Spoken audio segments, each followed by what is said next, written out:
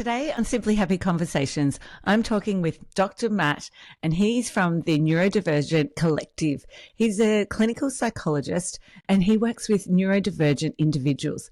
And so today on the podcast, he's going to be talking about why neurodivergent people might find organisation so difficult, and also share with us why body doubling can be a really great thing to use and why our brains like body doubling. Welcome, Matt. Dr. Matt. Well, thanks for having me. And I know I've told this to you before, but I'll say again, your accent is spectacular. Thanks. Just takes me back to when I lived in New South Wales, but we're not here to memory lane this podcast. Neurodivergent people with different brains, it's a great number of things, from gifted to ADHD to autistic to OCD, dyslexic. And one of the things that we can draw across basically every single type of neurodivergence is weaker prefrontal cortex functioning. So the prefrontal cortex is the very front part of your brain, and that's where executive functioning skills are. So that's where like time management, organization, scheduling, follow through, task initiation, task completion, that's where all that stuff comes from. So if that part of the brain comes online a little slower and develops a little slower, what you're going to find is people who are otherwise very intelligent and capable constantly losing their keys. Or, or like, why did I come into this room? Or, where are my glasses? I need to find my glasses. I need to wear my glasses to find my glasses. And, you've got these brains that can whip information around super quickly. But if the prefrontal cortex is the brake system on the car, the brakes are weak. And so the information plows right through the stop sign and causes a 4-car pileup. Yeah, that's me. You're explaining me. Especially that 4-car pile up at the end. Yes, the keys example, for example. Especially in the morning when you're getting ready and everything's all set up in the car and we're ready to go, and then where's the keys? And everything then falls apart. Mm-hmm. Well, and I mean, and I pick my examples because I know my audience, right? Like, even this morning I was like, where the heck is my other shoe? Where is it? And then it's like, why is one shoe by the door where it's supposed to be and the other one is in the living room? Yeah. I don't know. You got distracted in between going and putting one away, isn't it? And then something else caught your attention. So I relate completely to it. So just to get to know you a little bit, Dr. Matt, what would be, if you were, say, a Ken doll and you had 2 accessories to come with, what would those 2 accessories be that that you enjoy? Maybe gives us a bit of insight into your hobbies and things you like to do. So the first one would be a Frisbee. Oh, really? You're into Frisbee golf? I Frisbee golf, ultimate Frisbee, just throwing a Frisbee around. Frisbee is great because you can play it anywhere and you don't need like a pitch or really a uniform to play it. Like, I've watched them play Aussie rules football. You need a whole uniform and you need the ball and you need this the crazy oval pitch with the things. Like, you can't play AFL anywhere. But as long as you have a Frisbee, you can throw a Frisbee. So Frisbee's universal. Bring that anywhere I go. That's one. Second thing is an iced coffee, because I need my caffeine and I'm fine with hot coffee. My local place when I lived in Coogee was, once I learned what a flat white was, I ordered it every morning. And I lived there for months before they told me they made iced coffee. And I was like, months, people, but that's fine. So an iced coffee in one hand and a Frisbee in the other, and you've got a pretty happy Dr. Oh, Matt. fantastic. What's the difference between the hot and the cold? So you're more sensory seeking towards cold things rather than the hot coffee? Always have been.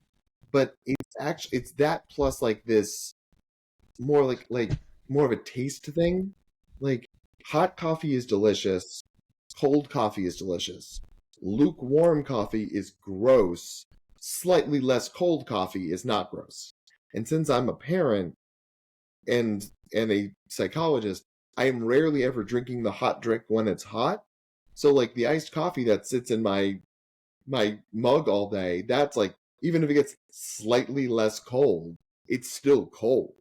But like when the coffee gets that like film on the top because it's like lukewarm, yeah, yeah. So it's both like when when I was a kid, my dad would, when we go on long car trips, my dad said we could each pick one candy for the road, and my sisters would get like a chocolate bar, and I would get a box of Jawbreakers, because in my head, logically, that's going to last me the longest amount of time. You know, because my sister would eat the Milky Way bar or the Mars bar by the time they're out of the parking lot. But I'm like, these Jawbreakers are going to last me a while. So that was very logical. So yes, you were always problem solving and thinking ahead, even as a young kid. Looking for those angles, what can I tell you?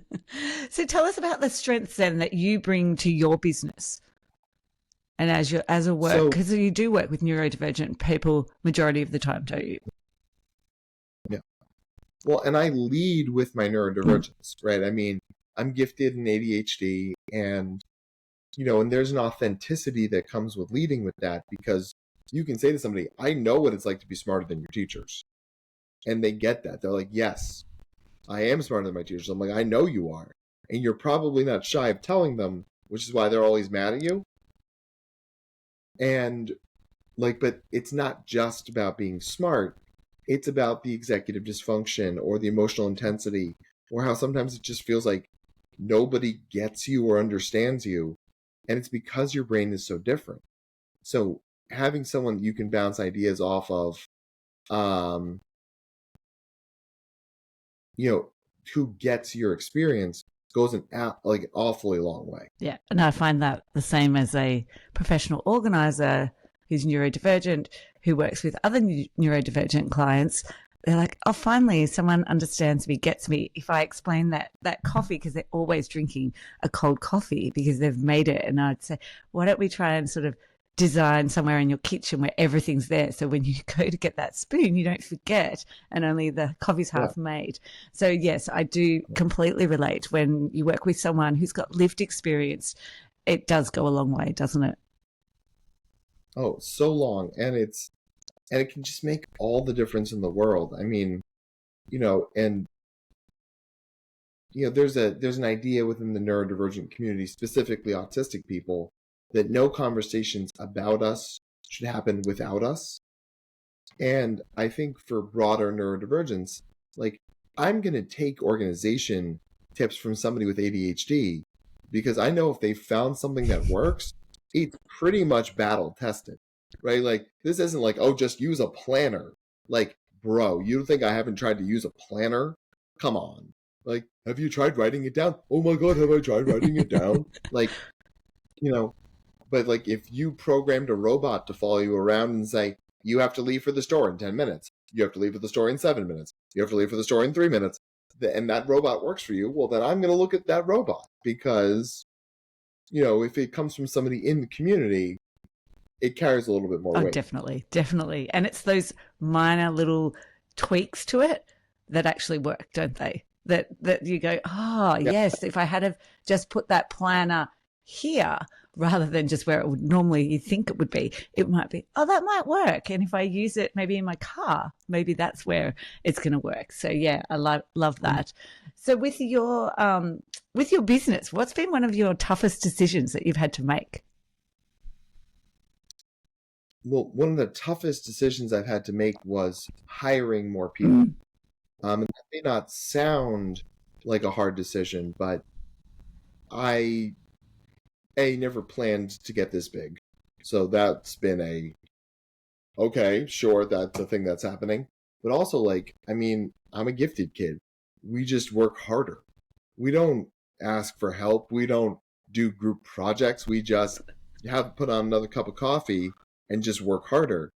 And it got to the point where my waiting list was 6 months long, and I was like triple booking people, hoping somebody would cancel. That I was like, I just can't keep doing this to myself. Like, so it was hard to reach out and raise my hand and say, like, I can't do this the way I want to do it. I need to bring other people on board to be successful. Yeah, and to reach more people and have your message shared, which is, ultimately what we want to be doing, isn't it? Helping as many people as we can, but, not spreading ourselves so thin that we can't help everyone to the same level that we want. You can't pour from an empty No, cup. you can't. Right? If we don't take care of ourselves, we're Yeah. So talk about body doubling. What is body doubling? Because some people will be like, what is it? And they do it without even realizing, like myself included. All my life, I have done it without realizing until I knew what it was. And so it's a nice wake up call to go, oh, that's why I used to do this, but I didn't know why I was doing it. Well, it's like I have a lot of clients who are going to university right now. And I say, like, you're going to find friends to go to football games with and to parties with and even to eat lunch with, because you leave class, you just walk by the cafeteria. What you someone is truly a friend when they'll go to the pharmacy with you, when they'll go grocery shopping with you, when they'll do laundry with you. Like, those are the sort of things, because the presence of another person anchors us to the moment and the thing we're supposed to be doing in a way that counting on your own prefrontal cortex to regulate that is going to be less successful. And I can't tell you how many times therapy sessions for me end up with me saying to one of my kids, like, hey, listen, when was the last time you did laundry? And they're like, 4 to 5 weeks ago. I'm like, all right, put a load in right now. We're going to keep talking. Right? They're like, oh, I'll just do it when we're done. I'm like, you won't, though. You won't, because as soon as my face goes away from your computer, you'll move on to the next thing. And I was like, trust me, this is therapeutic. Right? And, even just the presence of someone with you keeps your brain from going on walkabout. And then you've got that reinforcement thing of, cool, the hard part's over. Now I get to spend more time with my friend. It's kind of a win-win. Yeah. So with people do you find that neurotypical people would use body doubling without them realizing they're doing it, or not so much? I mean, I think they do. I mean, I think that most things are more fun with other people, and we're relatively social creatures, so we like company. The thing with, I think this is the difference between neurotypical and neurodivergent, is a neurotypical person may not want to, but they can do it. A neurodivergent person wants to, but they may not be able to do it. Right? Like, I can't tell you how many times I've sat with a kid and been like, I just need to start this paper. I just need to start this paper. I can't start this paper. And there's that panic, right? And when adults in schools or businesses are like, well, I mean, like, everybody's got stuff they don't want to do. It's like, absolutely. All 8 billion people on this planet have stuff they don't want to do. But the difference between them and us is that when we go to flex that muscle, the muscle's not there, right? Like, that's what makes this, a wholly different thing. So somebody who's neurodivergent might need body doubling to go to the doctor's office because they can't overcome their barriers on their own. Yeah. And there's also that difference between the the chemicals and neurotransmitters as well, isn't it? Between a neurotypical, neurodivergent person who that also is part of a problem and part of the barrier, isn't it? Mm-hmm. And so can you tell us then what why neurodivergent people find organising then so difficult? Like, you have touched on the prefrontal cortex, but maybe just go into a little bit more detail as to why then someone like myself finds it really soothing and it's my special interest and I really enjoy it and can do it really well. But whereas other people find it so difficult, like they just don't even know where to start when you walk in the room. Well, and I think that's you named the thing, right? Like our brains tend to see things in the biggest possible iteration of them. So it's like, I can't just put my shoes in the basket. I have to go to the store, buy a new basket, then throw the old basket away, then mop where the basket used to be, which means I need to go and buy some stuff for the mop. And oh my gosh, I can't just mop that part. I have to mop the whole house. And to mop the whole house, it means I'm going to have to get all the things off the ground, which means I have to go to the store and buy some boxes. Where am I going to put the boxes? I'll have to rent a storage unit, right? And there is a very clear lily pad train from where you were to where you got. But most people don't see the world that way. I like to call it galaxy brain. You start on Earth, but you end up in the galaxy. And what that does is it makes the task seem bigger than it is. One of the kids I work with, he was trying to apply for a job. He's like, well, to apply for a job, I need to redo my resume, and then I need to get letters of recommendation, and then I need to go to the store, and I need to buy a suit, and I need to buy a new tie, and get a haircut. And I'm like, dude, just first off, you click the application to see if it's a job you want. You don't need to buy a new suit until they grant you an interview. You can't put the cart before the horse here, right? You've got to let the things play out as they will. But because organization is so challenging for us, it makes us more anxious. When we're more anxious, we get yanked to the future, and we're solving problems that don't exist yet. So then that drains us and makes us less effective in the present and stresses us out more. And then we either start and don't stop and don't finish, or never start and then beat ourselves up for never starting. Yeah, I just love the lily pad because you just explained 3 clients I visited yesterday, and it's like, okay, so tell me about these whites here. And they start and they jump. And I'm like, oh, yes, I get it. Whereas they would say, oh, in the past, people would be just like, and just get over it type thing is the attitude. Whereas I'll go, okay, so let's go to the end and start to fix that part so that we can get to this part. That was just perfect how you explained it. So thank you for that.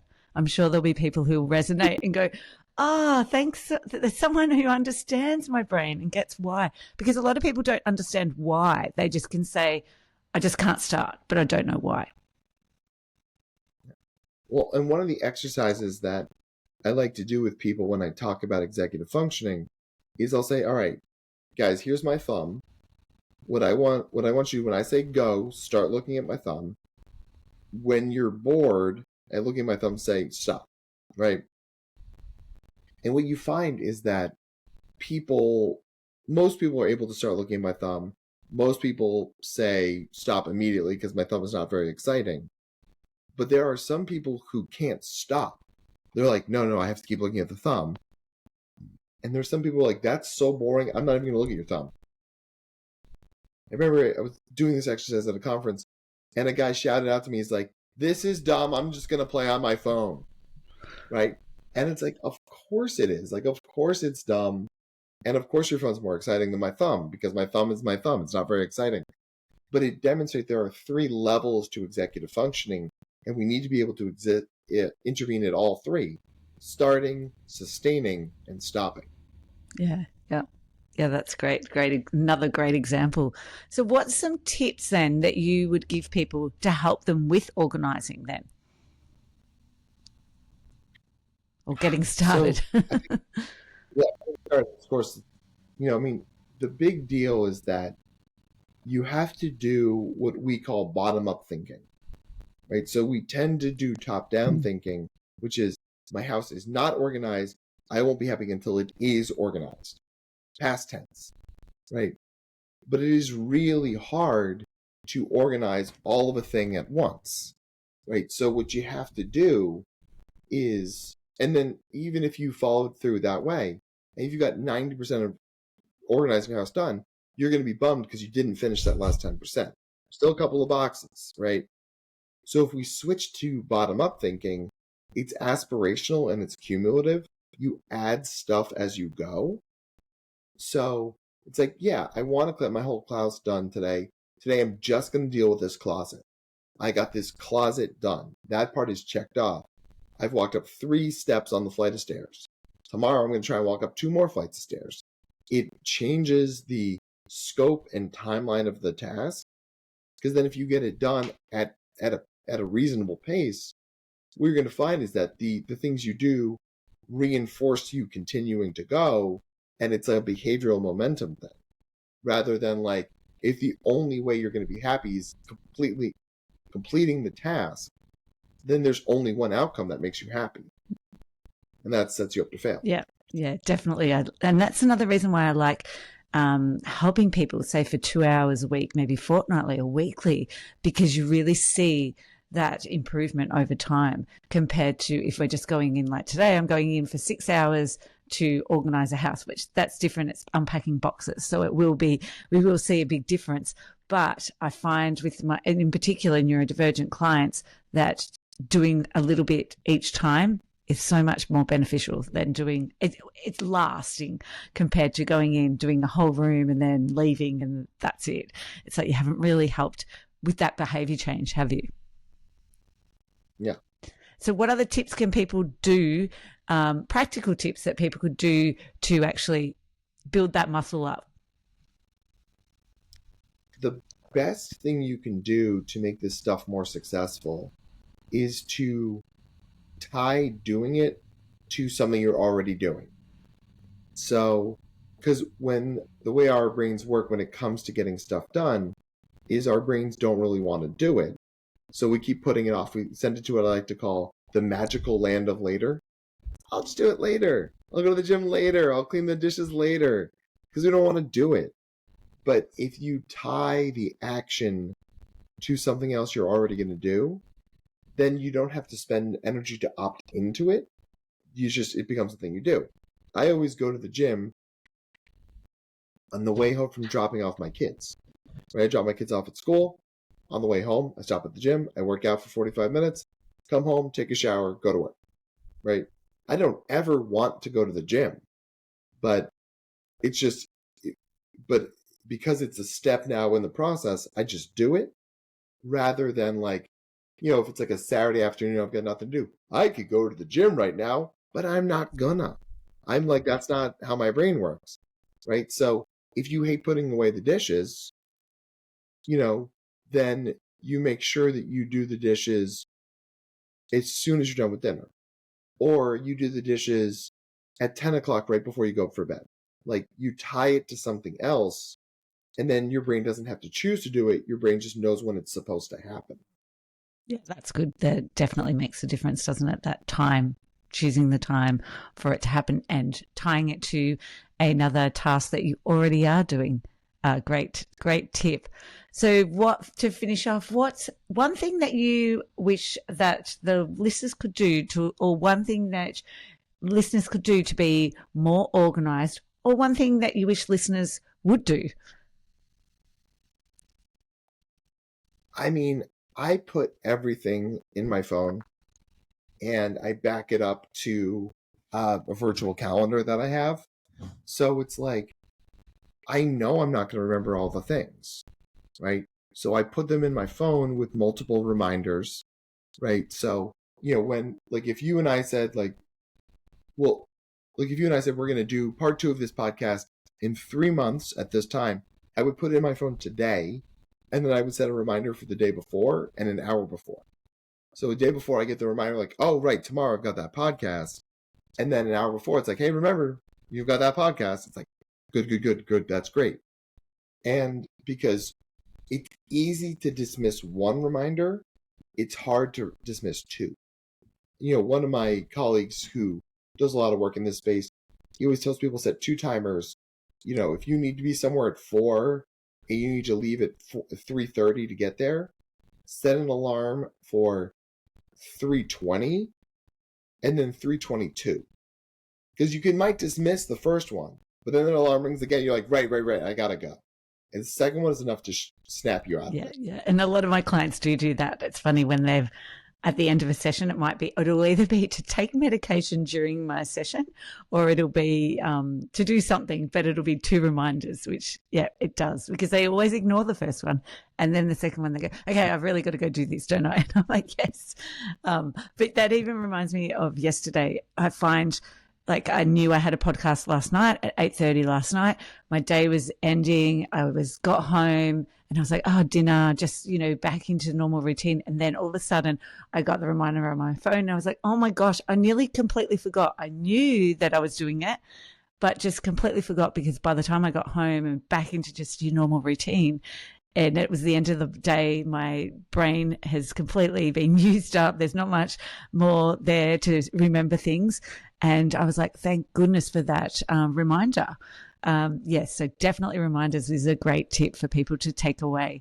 Thank you so much for your time and for sharing all of your knowledge, Dr. Matt. And I'm sure there's a lot more. How can people connect with you or find you? So there's two main online presences for me. One is my therapy website, which is the Neurodiversity Collective.com. And we do everything from therapy to coaching to IQ testing. And then for the part of my job that's speaking and consulting and outward facing, that's drmattzakreski.com. And I will happily go back to Australia.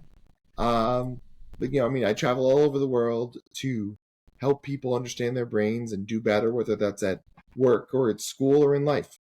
Yeah, so you definitely have to come back to Australia in summertime for you, winter time for you. If you're that type of person who'd rather summer, which I am, so yes, it would be great to have you come here and share your knowledge in Australia. I'd be thrilled. Thank you so much, Matt. Thank you so much for having me.